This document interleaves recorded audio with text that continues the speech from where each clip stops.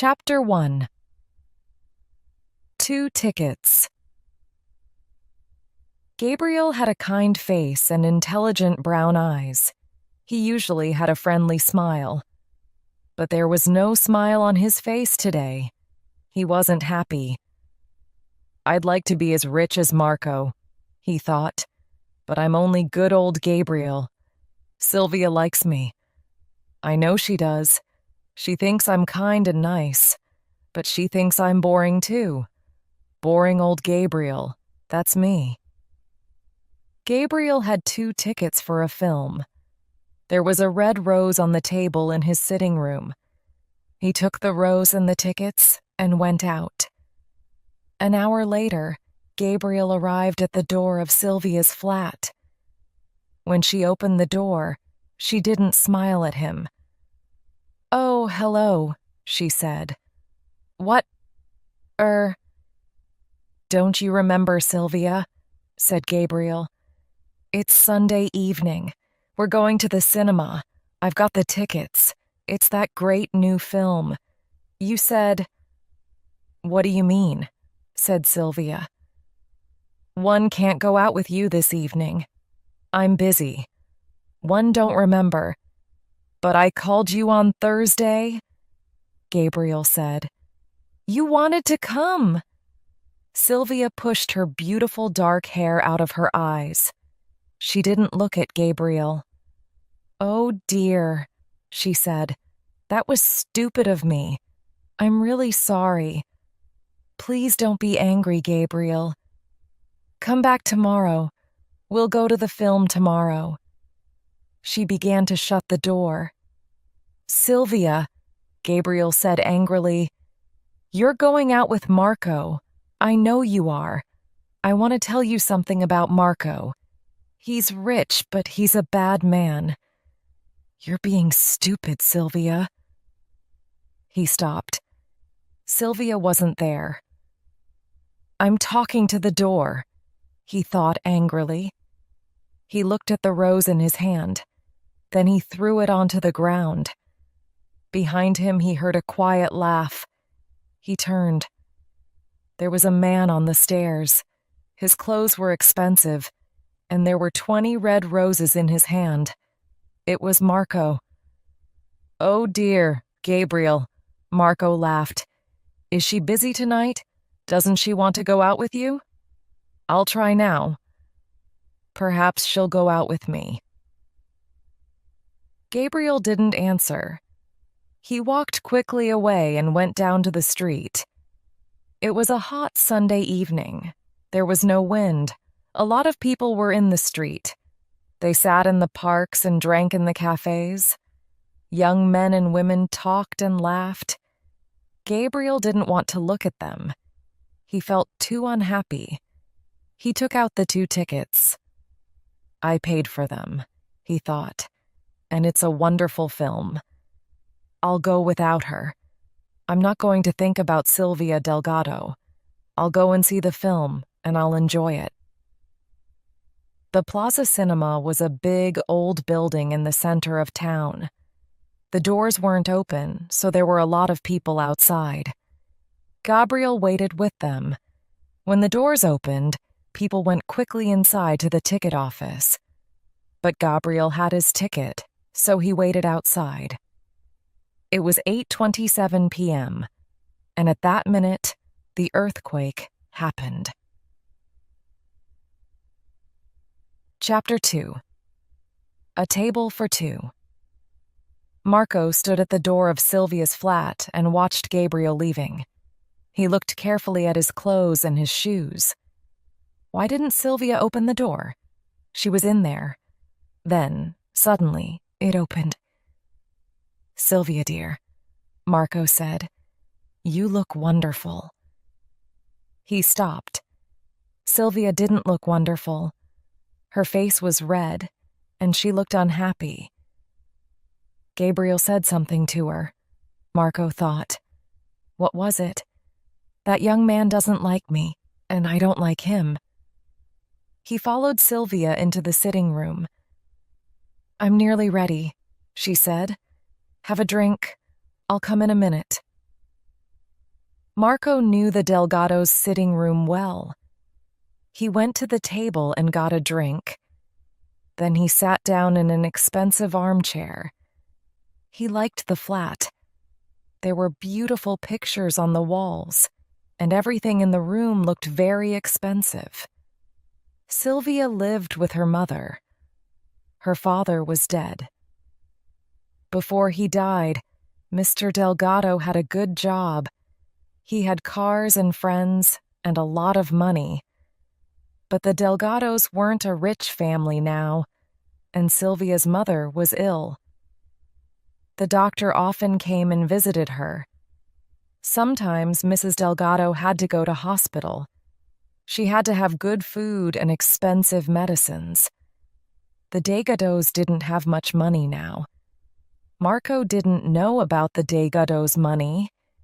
He saw their pictures, their jewelry, and other expensive things, and he liked them all.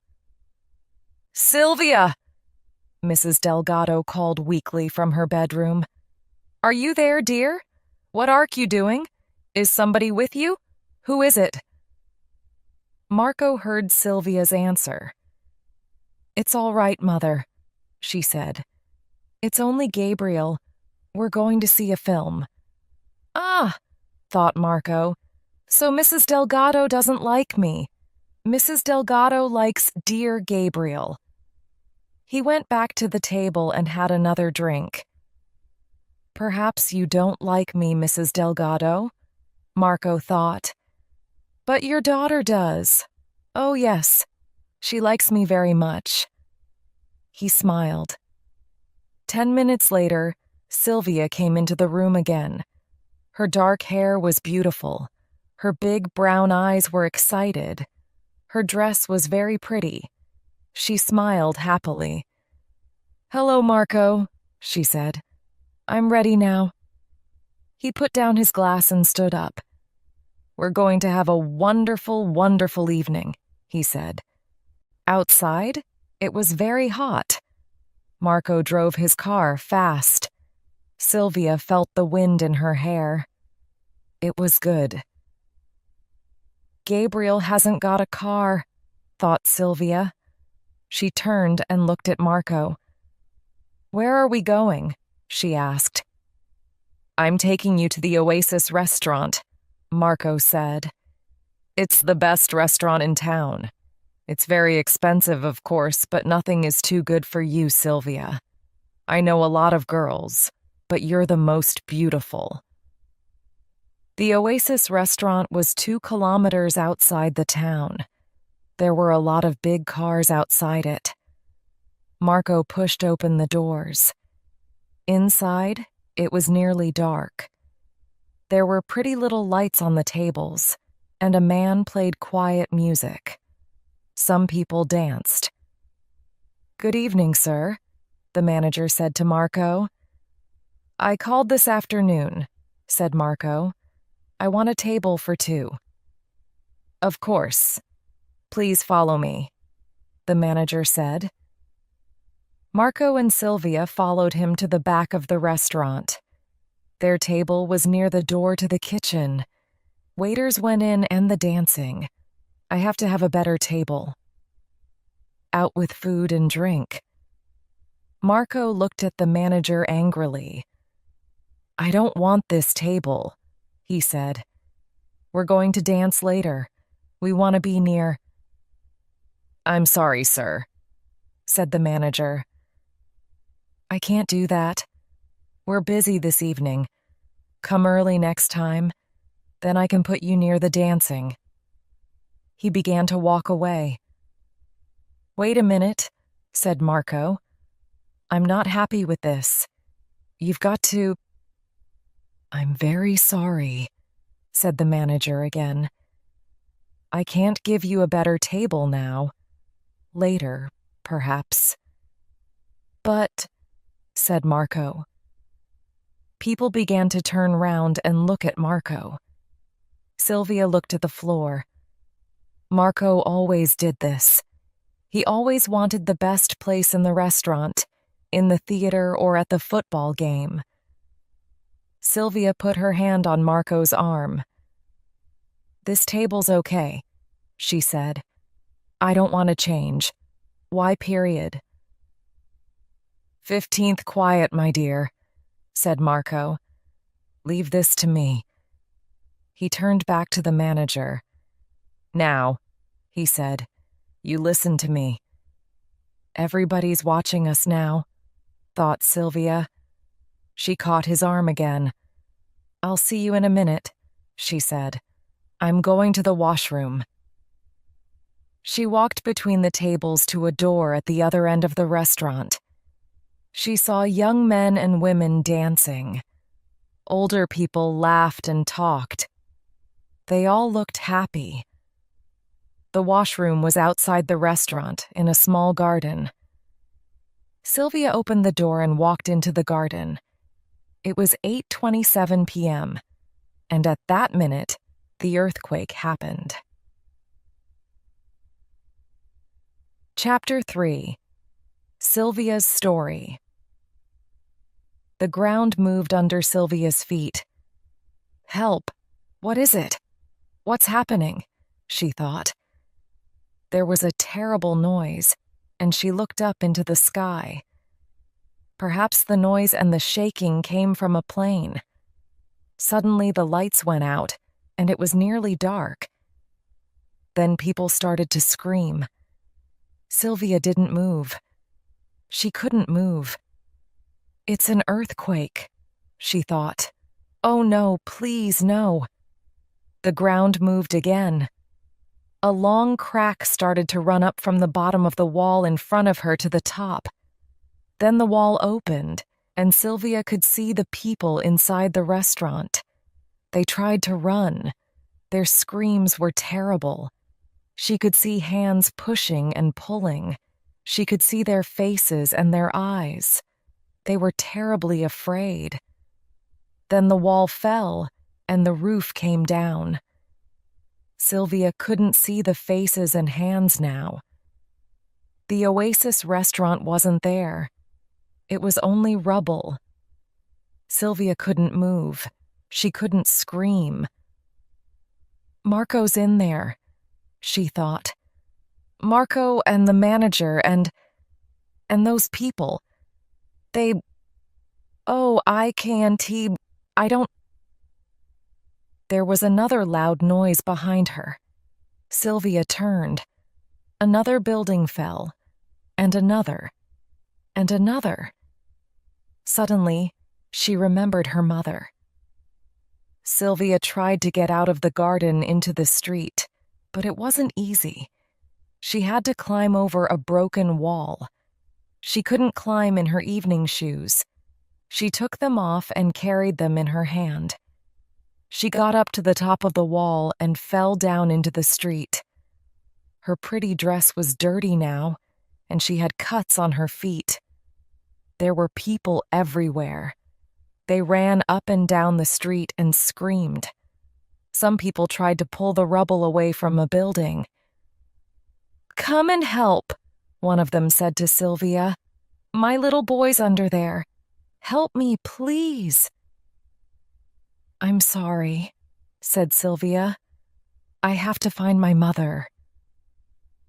There were cars everywhere, too.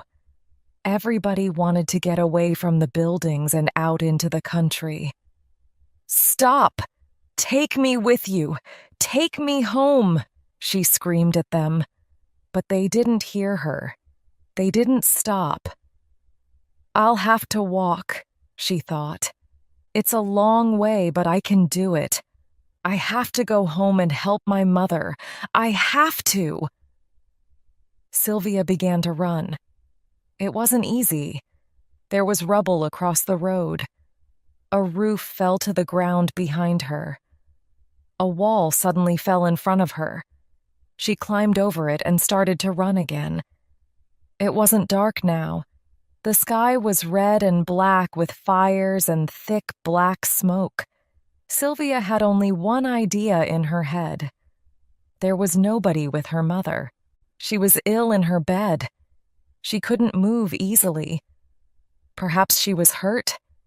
Perhaps she was. No, thought Sylvia. She's not dead. Oh, please, no, please, she's all right. I know she is. Mother, Mother. She was in the center of town now. She looked round the square. There were some houses, and the big church clock showed the right time, but the hotel next to it was only a ruin. The plaza was in the same square. For the first time, Sylvia stopped and watched. Firemen and policemen carried people out of the cinema. "What happened?" she asked a girl. "The roof fell," the girl said. "Hundreds of people are dead." Perhaps Gabriel didn't go, thought Sylvia. Or perhaps he came too late, or... She didn't want to think about Gabriel now. The idea was too terrible. The Delgados' building was near the town center, at the end of a street. Sylvia began to run again. She could see a big fire. She could hear people screaming. The building next to the Delgados' home was a ruin. Men and women pulled at the rubble. Sylvia knew them. They were her neighbors. They wanted to find their families and friends. But the Delgados' building was there. There was a big crack in the front wall, and some windows were broken. But the building looked safe. "Hey, don't go in there!" a man called to Sylvia. "It's too dangerous." But Sylvia didn't stop. She pushed open the door and went in. Inside, it was dark. She tried the lights, but they didn't work. Quickly, she ran up the stairs to the flat. The front door was open. "Mother!" she called. "Are you all right? It's me. Mother, where are you?" She went to her mother's bedroom. The door was open, but there was nobody in the bed. Mrs. Delgado wasn't there. Chapter 4. Neighbors. Sylvia sat down on her mother's bed and cried. "Where is she?" she thought. "Who's with her? What can I do?" She stood up. Her feet hurt, so she went to her bedroom for some better shoes. She started to take off her dress, but then she heard another loud noise. Another building fell. "I can't stay here inside the building," she thought. "It's too dangerous." She went quickly out of the flat and down into the street. Then she stopped. "Where can I go? What can I do?" she thought. First, she had to find her mother. After that... But no, she didn't want to think about Marco. He was in the ruins of the Oasis restaurant. And she couldn't think about Gabriel. Perhaps he was in the ruins of the Plaza Cinema. Suddenly, she saw a neighbor. The old man lived in the next building. She went to him and put her hand on his arm. "Oh, Mr. Enriquez," she said. "You're safe." The old man didn't move. He didn't see or hear her. His face was white, and his hands shook. He started to cry quietly. Sylvia shook his arm. "Mr. Enriquez," she said. "It's me, Sylvia Delgado. Where's my mother? She's not in our flat. You know she can't walk? Did somebody take her? Who? Where did they go?" The old man turned and looked at her. "Sylvia, Mrs. Delgado, I don't know," he said. "I can't remember. There was something... Yes, I think. Perhaps it was Mr. Garcia. Yes, Mr. Garcia, the man from the second floor in your building. He carried her down and put her in his car. Yes, that's it. It was Mr. Garcia." "But where are they?" said Sylvia. "Where did they go?" "He said something," said the old man. "I don't remember. He said, 'Tell Sylvia.'" "Tell me what? Please remember, Mr. Enriquez. Please." He said, something about a park, said Mr. Enriquez. Yes, that was it. It's safe in the park, he said. He wanted to go away from the buildings, past the river, to Liberty Park. Sylvia looked at Mr. Enriquez's sad old face and put her arm round him. Thank you, oh, thank you, she said. I'll come back later. I'll help you then. Help me? You can't help me, said Mr. Enriquez. I haven't got anything now. My wife, my home. Liberty Park was outside the town, past the football ground. Sylvia started to walk. Then she stopped. Her mother was old and ill. She had to take her medicines, and they were on the table next to her mother's bed. It was dangerous, but Sylvia didn't think about it. She ran back into the flat. She found a big bag and put into it some warm clothes and her mother's medicine bottles. Then she ran outside again and shut the door behind her. It was a long way to Liberty Park. Sylvia started walking. Chapter 5. Gabriel's Story. At the time of the earthquake, Gabriel was outside the plaza. A lot of people wanted to buy their tickets, and they went inside. But he had his ticket. He was safe because he waited outside. Gabriel heard the first sounds of the earthquake, but he didn't see the buildings when they fell. He didn't hear the screams. Some rubble hit him on the head and he fell to the ground. After a long time, he heard somebody. It was a woman. Look at this young man, the woman said. Is he dead? No, said another woman, but he's hurt. I'm all right, said Gabriel. He tried to sit up. The women moved away. Gabriel's arm hurt terribly. He couldn't move it. It was broken. He sat in the street. Then he stood up slowly and looked round. It was nearly dark. Only the cars gave some light. My family, he thought. Mom, Dad. But they were a long way away in another town. He couldn't do anything for them. Then he thought of Sylvia. She was with Marco. He couldn't help her, but there was nobody with Mrs. Delgado, and she was ill. I'll go back to the Delgado's flat, thought Gabriel. I can help Mrs. Delgado, and perhaps I'll hear news of Sylvia. Slowly, he started to walk. He felt terribly weak. His right arm hurt very badly, and his head too. Sometimes he nearly fell. Hundreds of people were in the street. A woman ran into Gabriel. By accident, she hit his arm. It hurt terribly. He sat down in the road. Everything went black.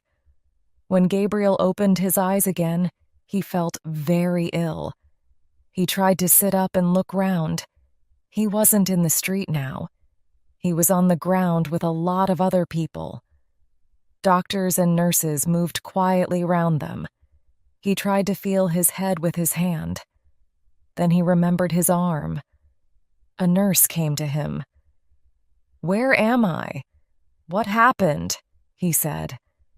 "You're in the garden of the hospital," she said. "Your arm's broken, I'm afraid, and you've got a bad cut on your head, too. We can't do more for you now. Thousands of people are waiting for help, and we haven't got medicines for all of them. It's not safe inside the hospital, but don't worry. You'll be all right here. Stay here quietly and sleep." She went away. Gabriel watched her. Then he remembered Sylvia. He had to go and find her. He had to help Mrs. Delgado. Slowly, he stood up. He was weak, but he could walk. The doctors and nurses didn't see him. They were too busy. Gabriel left the hospital and started to walk back into town. Chapter 6. Liberty Park. Sylvia didn't like walking. She usually caught a bus or took a taxi. She was tired and her back hurt, but she didn't think about her back or about the cuts on her feet. She was with a lot of other people. They all had the same idea. They wanted to leave the town and go into the country, away from the dangerous high buildings. A friendly woman talked to Sylvia. "Isn't anybody with you, dear?" she said. "Where's your family?" "There's only my mother," said Sylvia. "I think she's at Liberty Park. I'm going to look for her." "Don't worry, you'll find her," the woman said kindly. Sylvia felt better. "Did you see The Grand Hotel?" said a man. "It's a ruin. Hundreds of people were inside it." "It's terrible, terrible," his wife said. "I saw a baby." She stopped. "And the shopping center," another woman said. "The shoe shop is all right, but the supermarket is a ruin." "The center's bad," said a man, "but it's worse east of here. I was out there when the earthquake happened." "Near the station?" the kind woman asked. "No, near the Oasis restaurant," the man said. Sylvia started to listen more carefully. "The Oasis is a lovely place," somebody said. "Is it all right?" "No," the man said. "It's a ruin. A lot of people are dead. But the manager was all right. He was at the back of the restaurant. It was better there. He'll be all right. I wanted to help the other people, but I was worried about my family. So I came back into town. We're all safe. But our home..." He stopped talking. Sylvia turned to him. "Excuse me," she said. "There was a man in the restaurant. The manager was with him when... the earthquake. Do you know? Is he all right?" "Yes," said the man. "He's all right. I pulled him out. A tall, dark man.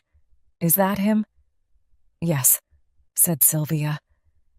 The man laughed. "Don't worry about him," he said. "He's fine. My friend and I worked hard. We pulled him from the rubble, but did he say, 'Thank you'?" "No, he didn't. He was only worried about his car. He didn't help the other people under the rubble. He only had small cuts on his face and hands, but he wanted to see a doctor. Other people were dead or nearly dead, but he wasn't interested in them." "I'm sorry. Is he your friend? But really?" Sylvia didn't answer him. She wanted to think. Marco wasn't dead. She was very happy about that, of course. But she understood now. She was stupid.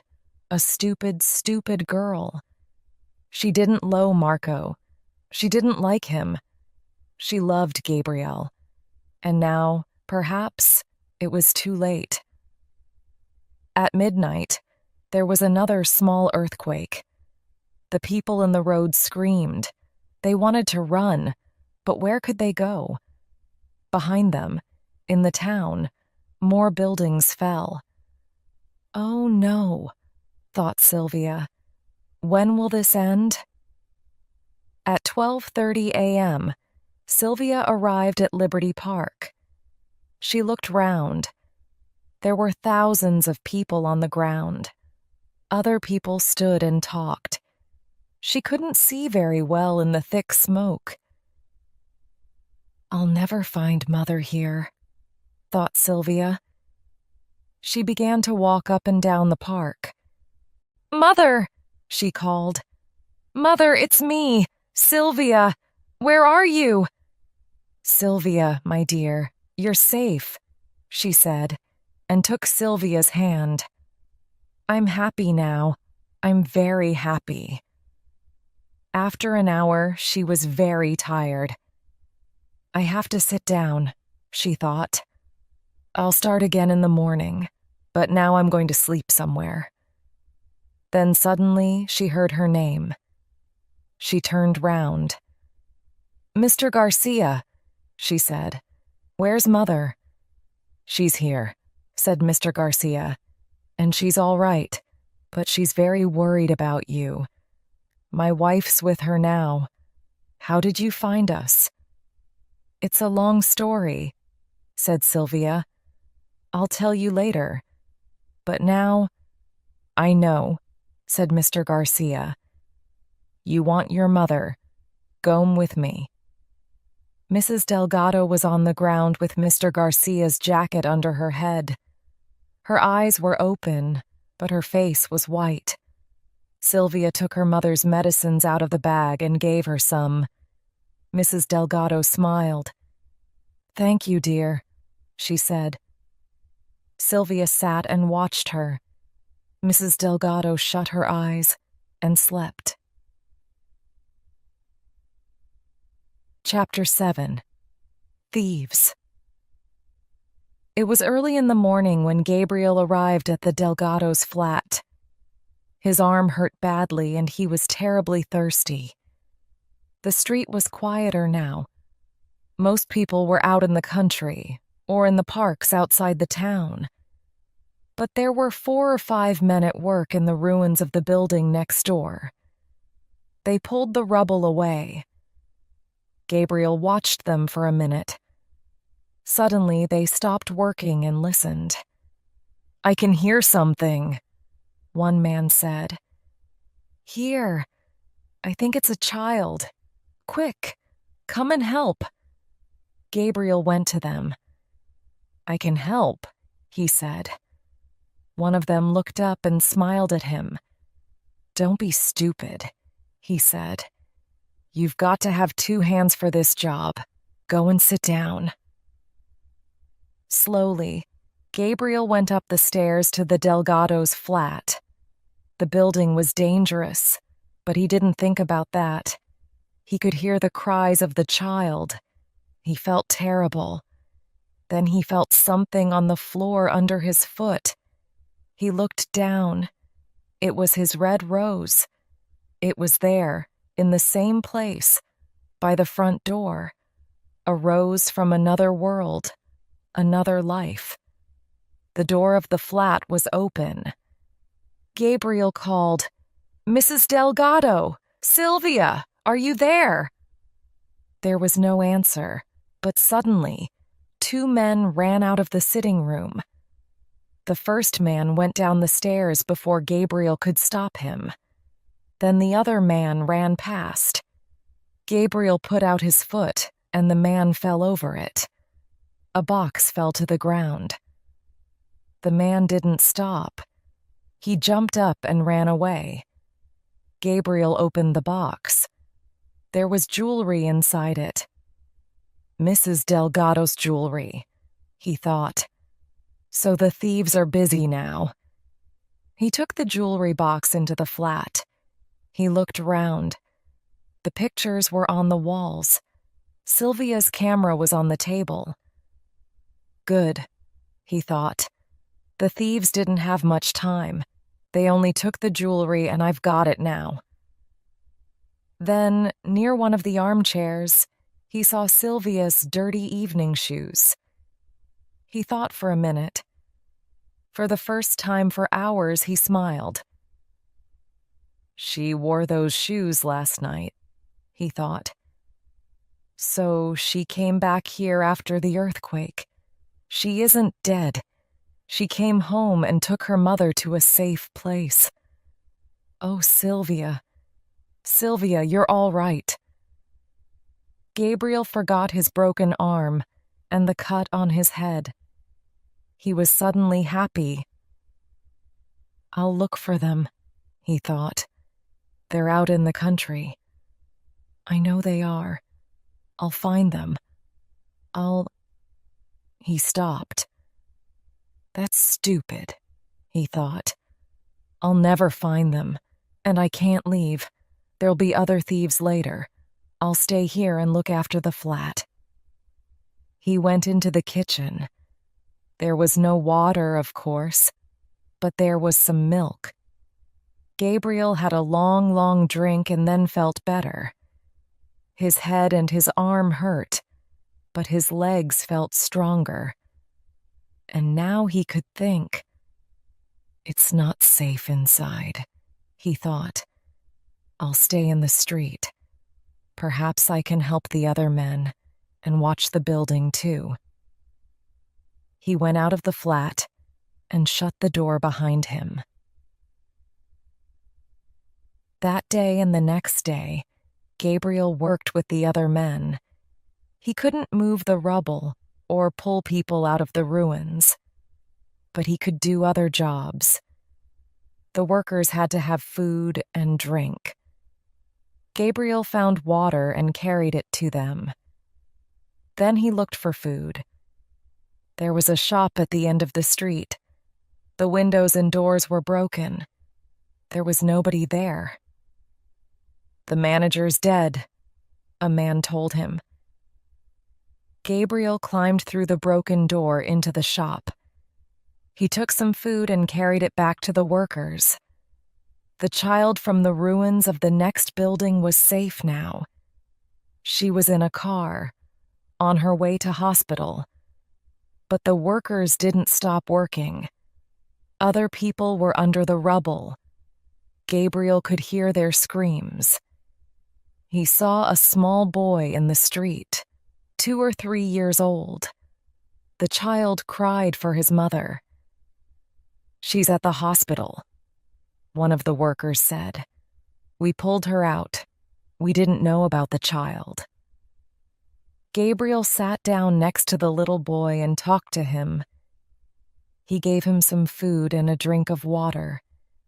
Slowly, the child stopped crying. Gabriel played with him for hours. Then his father came and took him away.